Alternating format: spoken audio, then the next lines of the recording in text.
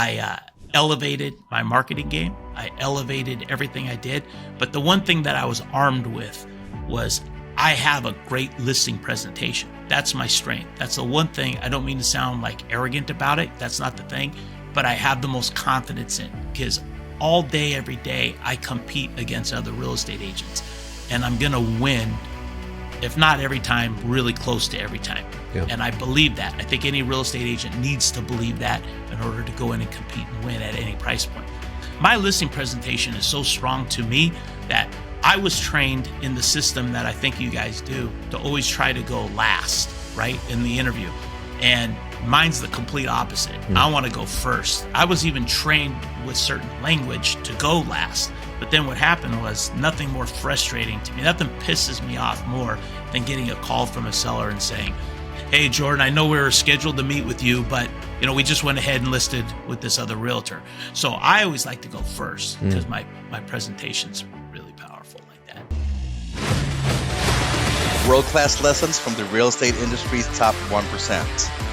Empowering agents to think bigger and do more to create life by design. All right, you guys, welcome back to another episode of Light It Up Podcast. We are thrilled to have with us today Jordan Cohen. He's the #1 RE/MAX agent in the world. He's the author of The Agent's Edge, and he's an agent based in Westlake Village, California, selling over, did I say $300 million of real estate last year at least? Yeah, every year. Yeah. Every year, man. Yeah. We were just asking him his average. For the past few years, you know what I mean? So, yeah. Incredible. As a solo agent, though, just a note. When you hear those numbers, you think, of course, all right, well, how many people are on this guy's team? Is it 40? Is it 40 buyers agents? And, he just sits on an island somewhere. But those are big, big numbers, man. Incredible. Thanks, man. Well, thank you for jumping on, first and foremost. Hey, I'm honored to be here, man. You guys are awesome. So thanks for having me. Of course. I have to ask, I know we usually go through the lightning round questions, but how did you get Stallone to write the foreword on the book? Oh, man, that was great. He sold his house. Yeah, I did a few deals for him, and then I was in the middle of a transaction, and I said to his wife, Jennifer, who's like the coolest person ever, and I said, hey, Jennifer, can I share something personal with you? She goes, of course. I said, I wrote a book. And she goes, oh, that's amazing. It'll be good for you. She couldn't have been more positive. And I said, maybe I'll muster up, the balls to ask Sly to write my forward. And I was kidding. And she goes, oh my God, Jordan, I think he would love to do that for you. I go, don't ask him. Like, I didn't want her to ask him, and she goes, no, I got this. And then 20 minutes later, she called me back and she said he would love to do it for me. So that's awesome, man. That was a big thing because he's, that's my hero, right? 1976 Rocky movie. Yeah. There's no one higher on a pedestal in terms of entertainment to me than Sylvester Stallone. He's the biggest icon. So I love the fact that I'm friends with him. I love the fact that I get to represent him and work for him. But him writing the book was, on a friendship level, it doesn't get any better. So I was honored by that. Now he's working for you. That's sick. The best part is that when you meet certain people, you can see when they have that eye of the tiger where they're super competitive. Yeah. So I totally get what you mean, because whenever you're like feeling like weird after like a rough week and you watch Rocky, you're just like, I have to go do it. Like I have to. I don't know why I do the freaking. That was a horrible accent. That was really bad. I'm sorry. I knew what you meant. You sounded more like Drago than you did Rocky. I felt like Arnold on that. He has one accent. An Arab. All right, let's jump into the lightning round questions, where we ask you questions that have nothing to do with real estate, but help us get to know you better.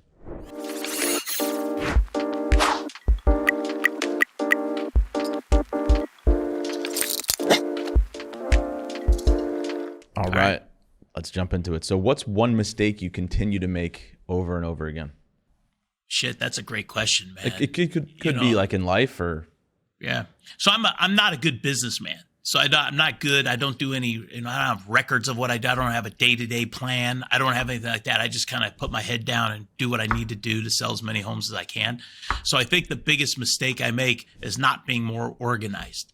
Like literally, I just bought this microphone and these headphones. I had my assistants hook it up. Like I'm terribly unorganized guy. So I think the biggest mistake I make on a day-to-day business is not trying to gather myself and become, more organized with everything that I do.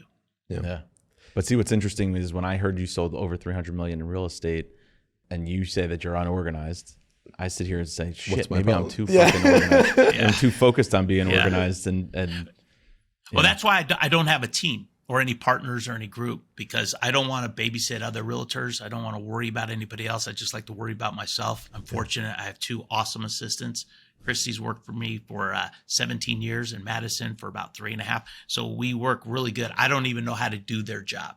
And so they enable me to do what I'm really good at, which is sell. Go on listing appointments, interview all day, every day, show my own listings, because all my listings are shown by appointment only. Yeah. I don't have lock boxes or anything like that. And then just close and negotiate, solve problems all day. So I'm really good at that, but I'm terribly unorganized on everything else. He reminds me a lot of Chris Gallo. He reminds me of Patrick. Yeah, that too. Yeah. The guy I was referring to is the probably number 3 loan officer, number 2 or number 3 loan officer in the country.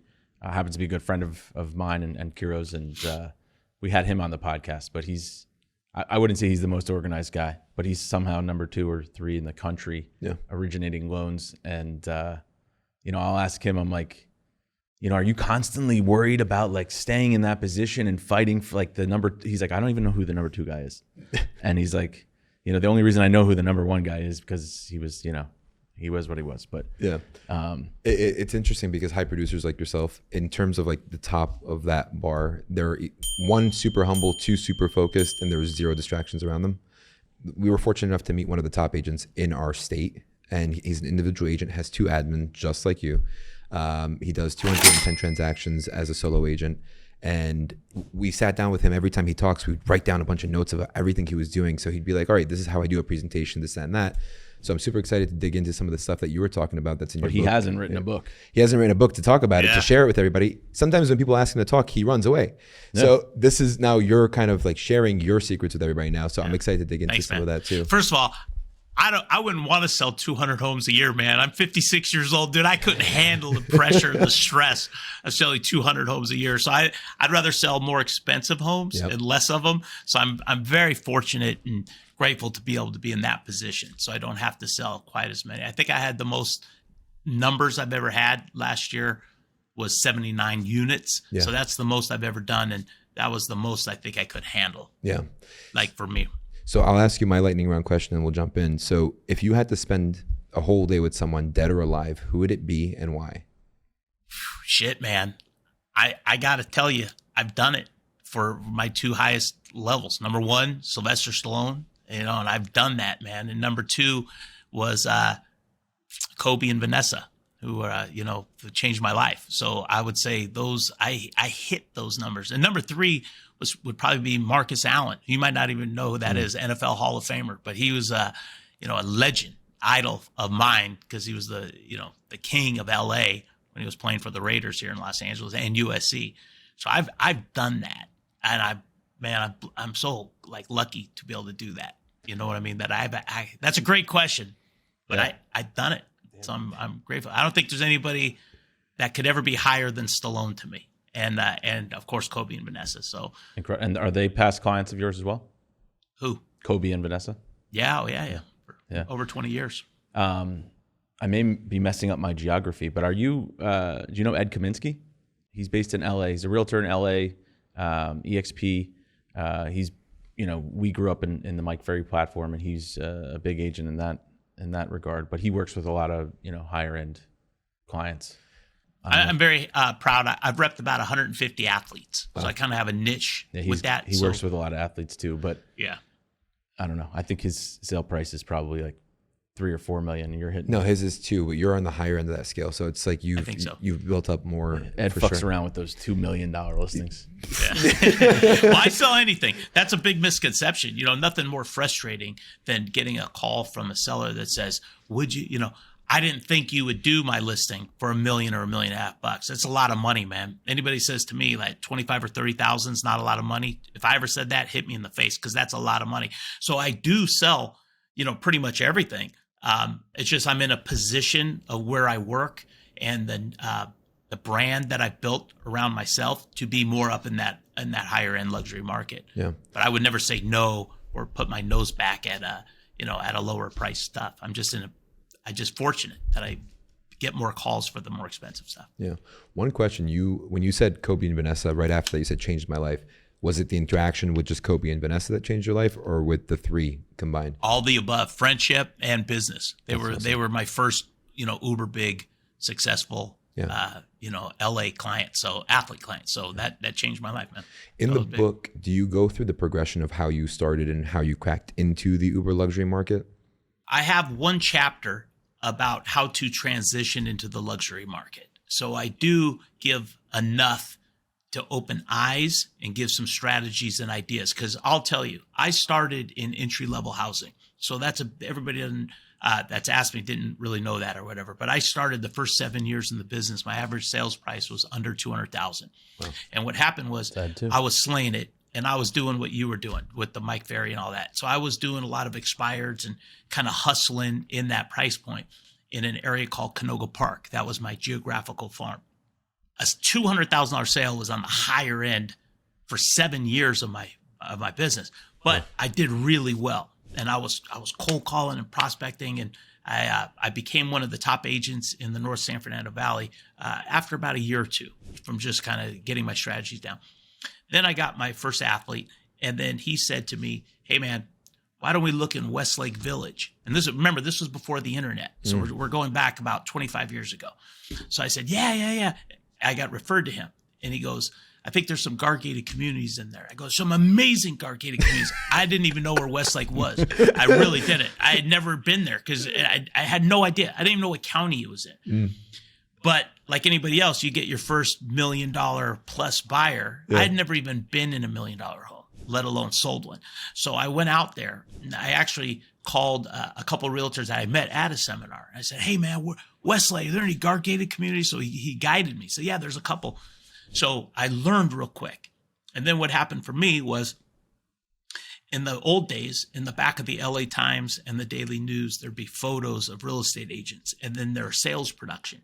So I knew who those realtors were, but I didn't know any of them personally. And I was in a company that nobody out there had ever heard of. It was a small independent office called Todd C. Olson Estate Brokerage, which had a good reputation where I worked, but nobody else outside of the box knew.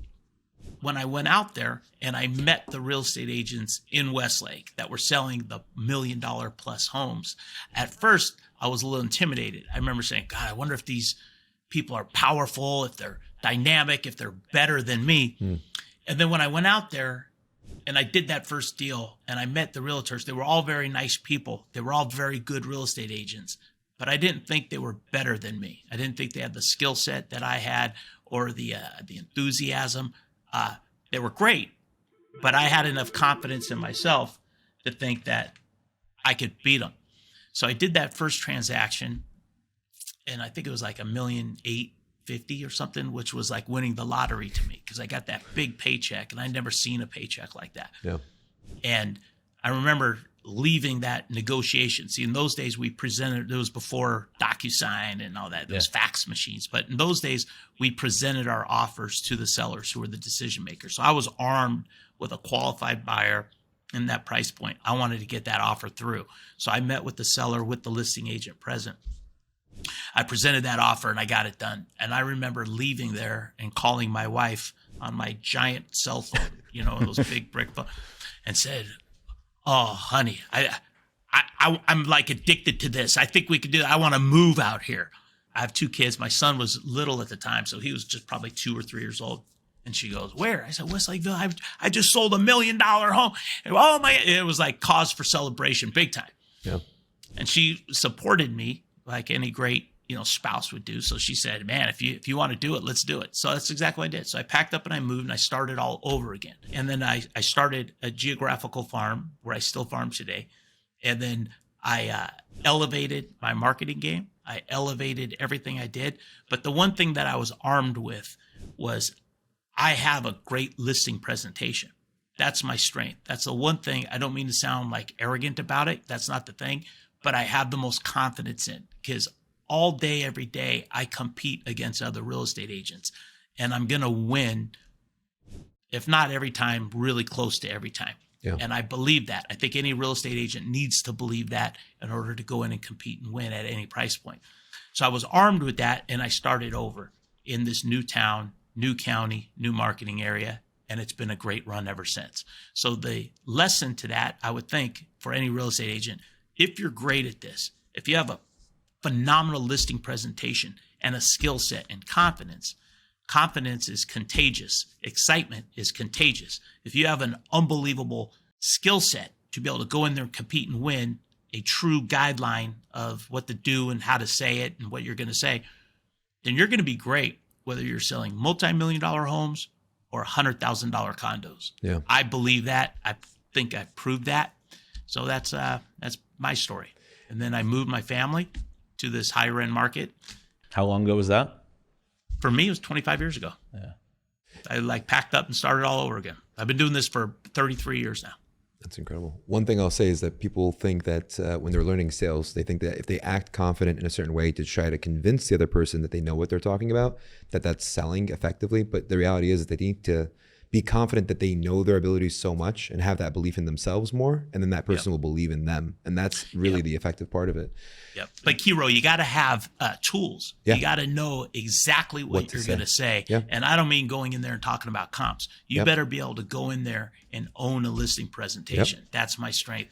My goal after every listing presentation is to say, do you have any questions? And them to say, no, you answered all of them. Yep. I always have a goal to not have a seller ever want to hire me, but to have them feel they need to hire me to accomplish their goal, which is to sell the home for the most amount of money, period. Yeah. And that's the game. So it's all about exposure. So I talk about things that a lot of real estate agents, we all do, but I created language that's very different, specialized, and something that a seller can relate to.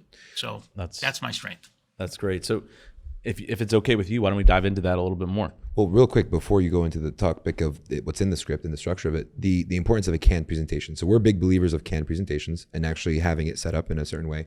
Can you share from your perspective the importance of having a canned presentation? Canned is a funny word, right? Because it's always going to change. It's always going to alter. But knowing exactly what you're going to say and then how you present it is everything. Yeah. So it's everything. So I mean, right down to how you're going to knock on the door, what you're going to say during the opening tour, who you're going to look at in the presentation. It's listing presentation is very scientific. It's bam, bam, bam, bam, bam. So that's my strength. So some sellers aren't going to want to hear certain things. So you might not necessarily want to bore them. So my listing presentation is so strong to me that I was trained in the system that I think you guys do to always try to go last, right, in the interview. And mine's the complete opposite. I want to go first. I was even trained with certain language to go last. But then what happened was nothing more frustrating to me. Nothing pisses me off more than getting a call from a seller and saying, hey, Jordan, I know we were scheduled to meet with you, but we just went ahead and listed with this other realtor. So I always like to go first because my presentation's really powerful like that. So, but to answer your question, I agree with you. It's not just going in there. I don't talk about their family or, I don't, I don't give pumpkins away. I don't do anything. I don't own notepad. I don't even own business cards. So I kind of go in there. No pumpkin pie giveaway? Yeah, none of that. So I kind of go in with a set game plan, a schedule of what I'm going to do and say. I call it tools in my toolbox. So I have tools that I'm going to break out in an interview.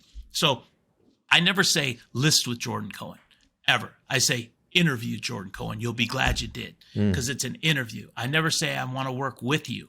I never say that. I hear realtors say that all the time and I cringe because I'm not working with the seller. I'm working for the seller. So I always put my ego aside and say, listen, I'm excited and honored to work for you. And then one of the things that I say is I'm the CEO of the job of selling your home. That's my business. The business of selling your home. I'm the CEO of that job, the process, the marketing, the salesmanship, the showings, all that stuff.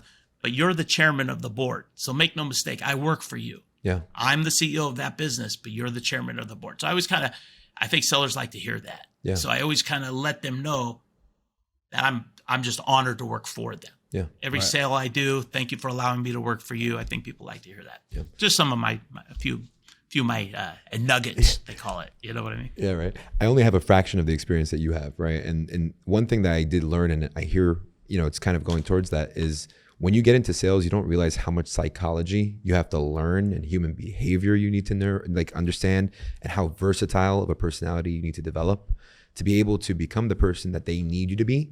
So that way you can be able to be the best person at that moment when you're presenting. And I know you said off screen in the beginning, the presentation's in your book entirely.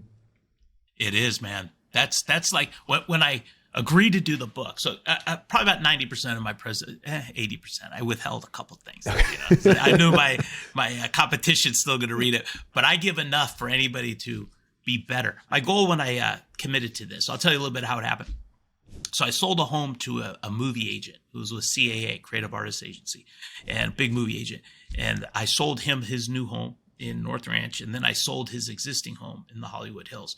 And he goes, "Hey, man, Jordan, you're so good at this. You ought to write a book. You ever thought about that?" And I go, "I have." And he goes, "You have?" I go, "Yeah, man." He goes, "Can I connect you with our literary agent?" I said, "Yeah, fuck yeah, man. That sounds kind of exciting to me." So I Zoomed with CAA, and then they dug me or whatever, but the guy was just cool as hell. And he said, "Hey, man, let us represent you. We'll get you a book deal." I go, "Hold on a minute. You telling me that I have an agent now?" Because that was like, dude, I sell real estate. You know what I mean? Like, I have no ego, bro. Like, I was like, wow, I can't wait to tell my wife this. So he said, "Yeah, absolutely." So then I went about writing what's called a treatment, which tells you what the book would look like. And then he took that, but that took about 6 months to do. I wanted every word perfect. And then he took that and put it out there. And then I had multiple offers and signed with HarperCollins Leadership, which was like mind-boggling. But then I made the commitment to myself that if I'm going to write a book, I'm going to write a great book, man. I'm going to write a book that will help real estate agents be better real estate agents. And the only way to do that is to pour it all out. It's not a motivation book. I write this in the book. I don't tell you to drink carrot juice or exercise or like Kiro over there just for success. I don't tell you to do that because I don't do any of that. I'm not going to tell you to do a vision board. I'm not going to tell anybody to do any of that, energy stuff.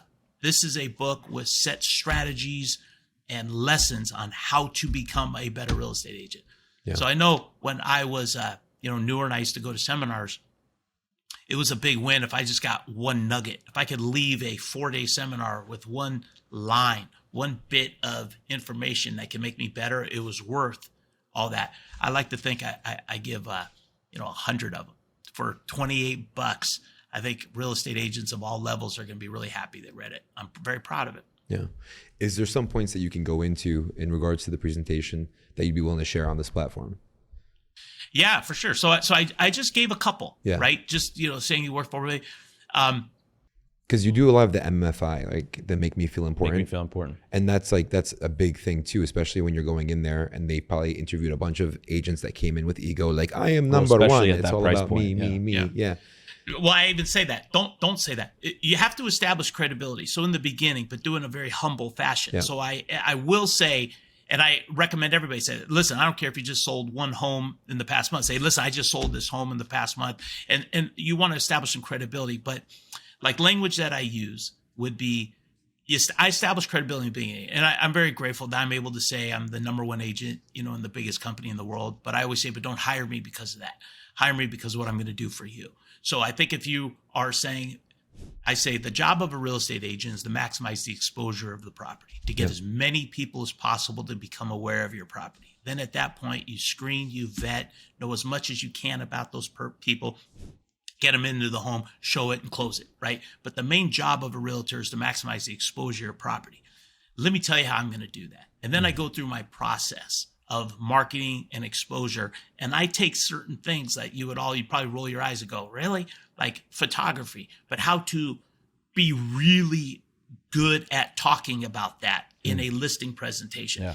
I wrote an unbelievable chapter on Instagram. And in fact, with that, I brought in that chapter on social media. I brought in the broke agent, Matt Leonetti and Eric Simon, and they helped me write that chapter. So they were pretty stoked. So we actually have a chapter on how to build your social media thing. But I give so much on listing presentation on how to sell certain things right down to Instagram. Not, I got, 100,000 followers, 50,000 followers, but why Instagram is so powerful for them and how to expose their home. a lot of stuff that I come up with that's very different. I think a lot of us have been either doing this for, extended period of time, or there's, even if you've been doing it just for a couple of years, there's certain things that you do in your business that you do really well, but you just don't know how to necessarily sell it to the seller or explain it to the seller about how you do it differently. Like there's been plenty of presentations where I don't even go into photography, or I don't even go into the marketing because they don't ask me. And then I find out I lost the listing because I may not have explained it. Yeah. So, and I think that my book is for you, man. Yeah. I'm just telling you right now, man, I appreciate you saying that, because my book is for you.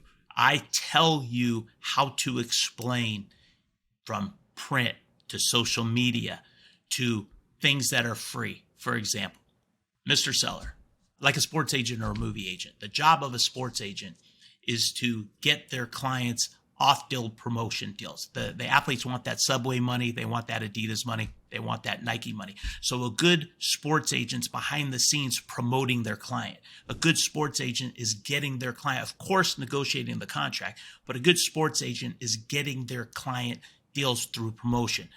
It's the same scenario. I'm a real estate agent. The difference is your house is my star. I'm going to take all day, every day, promoting your house to get your house sold. So it's the same scenario as a sports agent, just in a different facet. I'm going to stay more in the background. Your house becomes the star. Do you know how relatable that is? That's great. If it's an athlete line, and that's free. If you use that, John, just that alone, you're going to sound really good in a listing interview. That you're going to spend all day promoting the star. A lot of real estate agents forget about that. Yeah, then they're the star. Yeah, they forget about it, or they end up presenting just themselves, and they talk about themselves, and it all becomes about what they. And nobody gives a shit about that. Right. You have to say it in the beginning to establish credibility. If you're number one in your neighborhood, if you're number one in your office, if you sold the most in your office, say that, but in a humble way. It's the same with the company. In my experience, most people talk too much about their company, right? Most people talk too much about themselves. Most people talk too much about comps. Whereas a seller doesn't really care about that stuff, more what you're going to do for them to market them. And if they don't know that, you want to tell them that. You want to maximize the exposure of your home. The goal is to get as many people to become aware of your home, because you never know where that one buyer that's going to pay your house or more is going to come from. So it's the real estate agent job to get that one buyer, to bring your home to them. And let me tell you how I'm going to do that. Then I go through about 6 chapters on how to sell everything. It's a really good book. You're going to dig it, man. I'm just telling you. I love how excited you are, man. It's I'm your proud of it. energy is in Thanks, brother. contagious. Appreciate that, man. Yeah. Thanks, man. Yeah. Do you go through any examples of like experiences that you've had where you use those selling tactics, or do you just outline it as like, here's exactly how you utilize it? Yeah, probably more the second thing that you said. So, it's just lock them in. I want them to know what my job is. Yeah. And then if I deliver that with the confidence that I have, I'm going to win every time because I'm going to say that to them, right? And then I'm a salesman. Don't be afraid to say that. It's one thing to be, we're both. We're marketers and salespeople, right? But in other words, you have to market before you could sell. You have to get people in the house before you could sell. So we're marketers and salespeople as real estate agents. That's what we are, right? If you look at the definition of an agent, there's different definition, but it says you could be a marketer, you could be a seller. It's what an agent does. But no matter what, we have to be good salespeople. And the better salespeople we are, I'm not afraid to say that to a seller. Mr. Seller, I am a really good salesperson. If somebody comes in and they're unsure, they're thinking about 2 homes, I have the skill set to get them to make the commitment to buy your home. So you want that seller to know that you're a good salesperson rather than just walk in and love their house. Yeah. Oh, I love this. I love that. I'm going to beat that real estate agent all day, every day, twice on Sundays. Yep. Because I'm going to get them to know what I think is most important. And I believe that. No, yeah. I truly believe that the majority of the homes that I sell, I like to think I add value. And I'll say that to a seller. I add value to your home. Talk to us about like some of your training. Like I know you said in the beginning you got started with some seminars, and but who's been influential in your sales training? So in the beginning, I didn't know what I was doing. So I went to, none of us did. I made every mistake in the book, man. Like You know what I mean? Like I didn't know, nobody does, right? So I went to all the seminars. I learned a little bit here and there. But then I had an experience where some of the seminars you go to, they have panelists. And one of the panelists was claimed to sell, 300 homes a year and drove a Rolls Royce and, looked the part. And when he'd come off the stage, everybody would surround him like he was Elvis Presley. And I was one of those. But one of the things he said was that as soon as he gets into a deal, he never speaks to the other real estate agent again. His wife never speaks to, they just dish it off to the assistant because they spend all day, every day prospecting. And they would say that in door knocking. And I was like, wow. And everybody would erupt, clapping. Bob, bob, bob, bob, bob. And I was one of those. Never talk to the other realtors. Don't waste your time. Hire other people to do that. So I was like, I was in my mid-20s, late 20s. So I was very influenced by that. But then what happened was after the 1994 earthquake, where I lived in Northridge and Chatsworth, bounced around, I started to buy a couple earthquake damaged homes myself. And I bought one for $50,000. Wow. And I listed it for, I put like 10 grand into it. And I listed it for $99,000. And then I got multiple offers. And one of the offers came from that panelist. And man, I was so excited. I thought I'm going to learn so much. And we went into the escrow, but I heard from them 3 times a day. And they were calling me nonstop. And their buyer was having finance problems and this and that. And I actually said to the wife, I said, man, I got to tell you something. At the close, they were very nice. Make no mistake. But at the closing, I said, I got to tell you something, man. I've seen your husband at these seminars. And she started laughing a little. And I go, man, you never talk to the other realtor. So don't always believe everything you see in a seminar. It's sometimes it's about the show. Yeah. And I never went to another seminar again. That was it for me. So at that point, that's when I started to get my business groove on. Was I said, I'm not going to listen to other people. I'm going to create my own shit. I'm going to create my own systems. I don't need motivation. I think if you need so much motivation, this is the wrong business for you. Yeah. We are independent contractors. We're commission-based real estate agents. If you need somebody else to tell you to make cold calls from 8 to 9 in the morning, if you need somebody else to tell you to exercise before you then go get another job, in my honest, humble opinion. If you're not self-motivated in a commission-based game, which is what we are doing, probably not the right business. So I didn't need motivation and I didn't need somebody to tell me what to do. I just needed to create my own language, my own skill sets, and just hustle. So I elevated my farming. I cold called more and better with my own language. And then business started to really kick in high for me. Yeah. At that point. It's definitely about being in the right environment, because it's almost like when you called your wife to say, hey, we're relocating here, right? And she was supportive of it. That's where you started thriving, right? Yeah. Well, listen, all the seminars are great. I'm not saying not to go to them. I'm saying if you go, just be careful if you can learn something from a seminar, God bless you.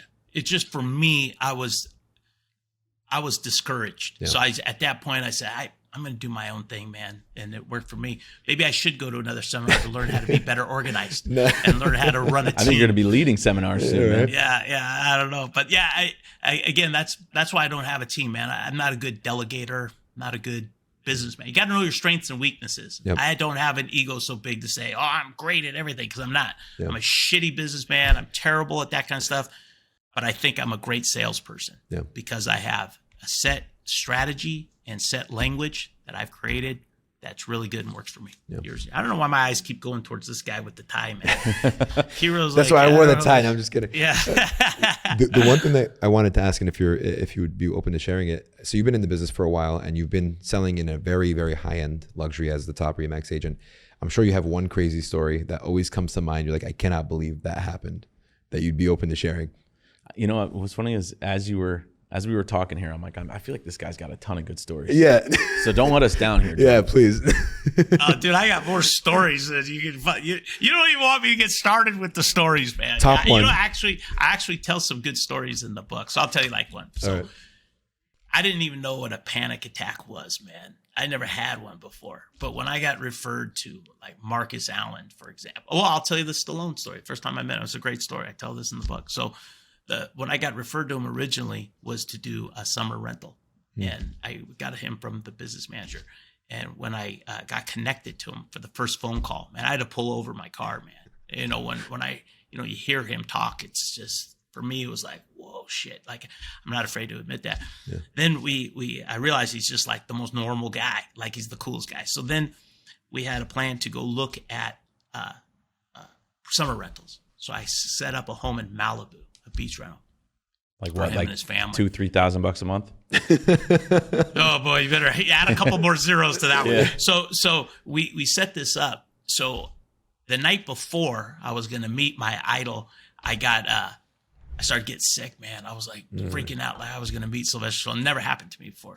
That morning I woke up and I looked at my wife. I said, I'm not gonna be able to do this. She goes, just get in the shower. What's the matter with you? You know what? So I got in the shower. I'm like, oh, and I started driving up to Starbucks to get coffee. And I literally pulled over and started throwing up. Like I was just dry heaving. Like my body just was so nervous that I literally had to call and tell Jennifer I was sick or whatever, and had the listing agent do a courtesy showing. I my tail between my legs. I went home. I couldn't even meet him, man. So I was so, awestruck. And then obviously I overcame that. You wrote the forward in my book, and we've done other transactions since then. But man, yeah, I was nervous. I got so many good stories. Obviously, if you're telling us, you're cool enough to admit that to him now, right?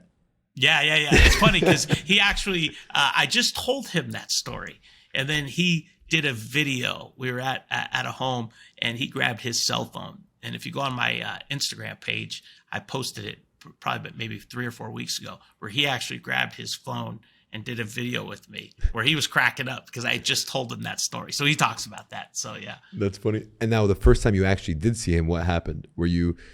Coolest guy in the world, man. I felt great. Some Percocets, right? Not Percocets. Yeah. Ativan, Xanax, all this.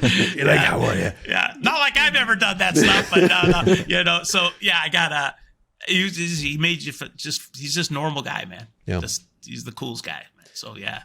So a lot of good stories like that. As we come to an ending on this, one thing that you would share to somebody who is scared to crush into that higher end price points, what are some tips and tricks that you would, other than tricks, tips that you give them to feel confident that they can go into that? Don't do it if you don't have a great listing presentation, because in the higher end price range, you're going to have great real estate agents. You're going to have some that aren't so great, like anything else, but you better be able to walk into a meeting with confidence and know exactly what you're going to do and say, rather than just walking in talking about comps yourself or the company that you work for. So I don't want to sound like a fool, but if you buy my book, you're going to be ahead of the game already. But if you don't, no big deal. But make sure you have a powerful listing presentation that you've rehearsed. So real quick, going back to the beginning, when I first started, I did everything the broker told me to do. I door knocked. This was in entry level, and I farmed, and I did all that kind of stuff. And I got my first 2 listing appointments, and I failed. Right, I failed, and each one of those would have been $6,000 commissions because everything was 6%. They were $200,000 homes. That would have, I say this before, but it's truth. That would have doubled my net worth. I had no money. I lived with my parents, and it hit me like, man, if I had been better than them other realtors in 1 hour, that would have been my money. So that's when I realized the passion that you have to have for being able to compete and win. All the other stuff is great. I think the problem and the mistakes that a lot of realtors must make right now is everything's focused on what you young gentlemen say is lead generation. Lead generation.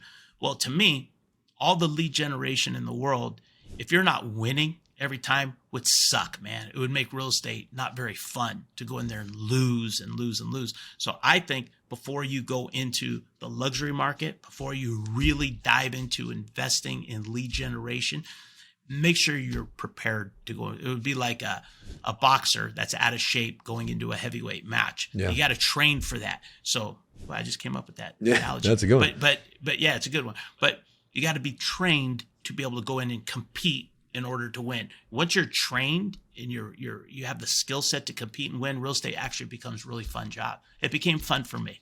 Yeah. Once I started winning, I was like, oh man, this is great. And then obviously making money. It's all about that. Yeah. And it sounds like your focus is on cultivating relationships more than anything else.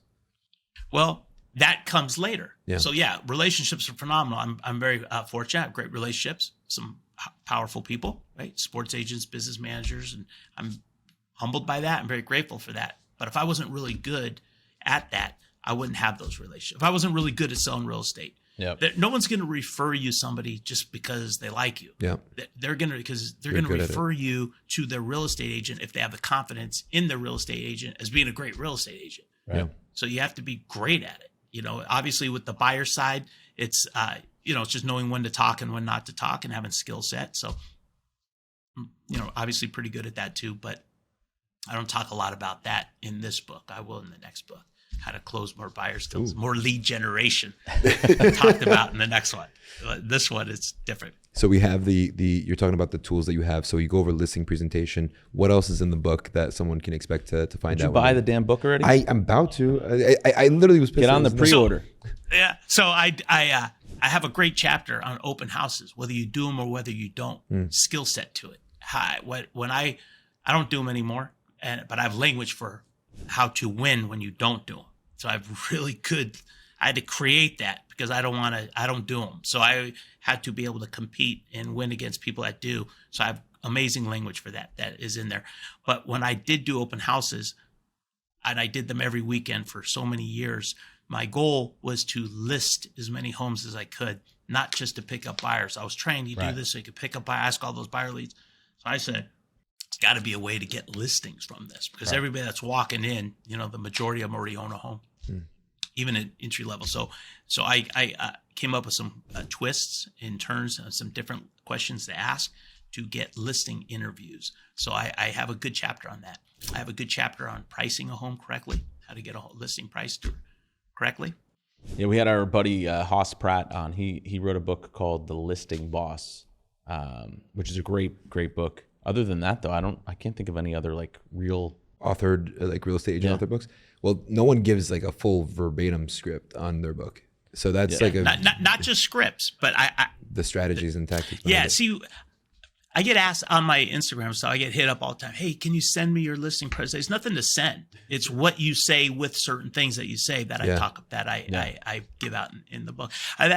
Thanks for saying that, man, because I think that's why HarperCollins signed me and paid me, because they wanted to make sure that this wasn't coming from somebody that didn't sell real estate. By the way, that's another reason why I kind of stopped going to seminars. I want to learn from people that got both feet in, selling real in the trenches, man, because things change with time, right? So, but I think I'm maybe one of the only realtors that I know of that's still working all day, every day, full time. I'm not slowing down. That actually wrote a book that gives it out versus a trainer or something like that. Because I'm not a trainer. I'm a realtor just like everybody else. I sell all day, every day.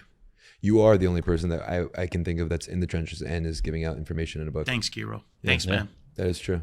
Because everybody thinks it's the next step to take their foot off the gas is now to let me now just convert agents. Now my foot's on that gas. They actually asked me that. They said, Jordan, are you sure you're going to really tell all this? Like when we were negotiating, and I said, yeah. And they go, but you're not retired. Are you going to really give all your stuff? I go, yeah, because even if my competitors or colleagues, friends know what I say, I still got to be able to deliver it with the tonality that I think I deliver it with. Yeah. So, and the other cool thing, I'll be able to walk in and say, I wrote the book. So that's going to be pretty bitchin'. That is pretty sick. Oh, awesome. Dope, man. Well, we're excited for you. Your energy is contagious, and no doubt that this is going to be the best real estate book out there. Thanks, man. We got to find a way. We got to find a way to try to collaborate with you on more stuff in the future, because it was. How do I get a signed copy of the book? Yeah, man, bro. I have to ask now. How do I get a signed copy? Dude, there's two of us. All right, how do we get 2 signed copies? All right. Dude, I'm so honored and humbled that anybody would ask that, bro. But it's funny. I'm getting a few of those requests. He didn't say signed by who. We wanted signed by Sylvester. Yeah. You want me to get it done? That was a good one, man. That was a good one. That was a good one. You see that bat behind Jordan? He's gonna beat your ass. John dropping the jokes, man. I love it, bro. That was good. No, but serious question. How do we get 2 signed copies? Oh, man, I don't know. If anybody really wants that, you send it to me. You buy it and pre-order it, man. very humbled and honored. So if I pre-order it and send it to your office as a shipping address, Yeah. yeah. Let's Hell do yeah. it. All right. Hell yeah, man. You're gonna regret that. No, better yet, we should buy 10 of them and be able to give them out to some people on our team. 10 each. Thank you. We're happy to do it. Happy to do it, man. So the pre-order is just jordancohen.com, www.jordancohen.com/book. Scroll down. You can buy it on Amazon and Barnes and Noble, any of those. There's like 8 different places that you could click on. And in fact, if you pre-order it that way by going through jordancohen.com/book, you get the first 3 chapters right now. Like they'll send it to you, and they're pretty good. I do mix in some good celebrity stories that you'll like about the book, but I don't tell celebrity stories like it's not a celebrity book, but I tell how I got some of them by using certain strategies that I do. For example, I give a great example on how print does work and can't work. I know everybody's trained not to do it, but if you use it in a specific way, the way I do it, it does work. I picked up some huge famous people like that. So I tell some stories, fun, cool tip stories. Awesome, like man. it. So we're gonna send 20 books. I'm ordering it now. Yeah. But you have to commit to signing them and sending them back to our addresses. Dude, We'll do it. I'd be honored to do that, man. Let's do it. Overnight them. All right. Thank you.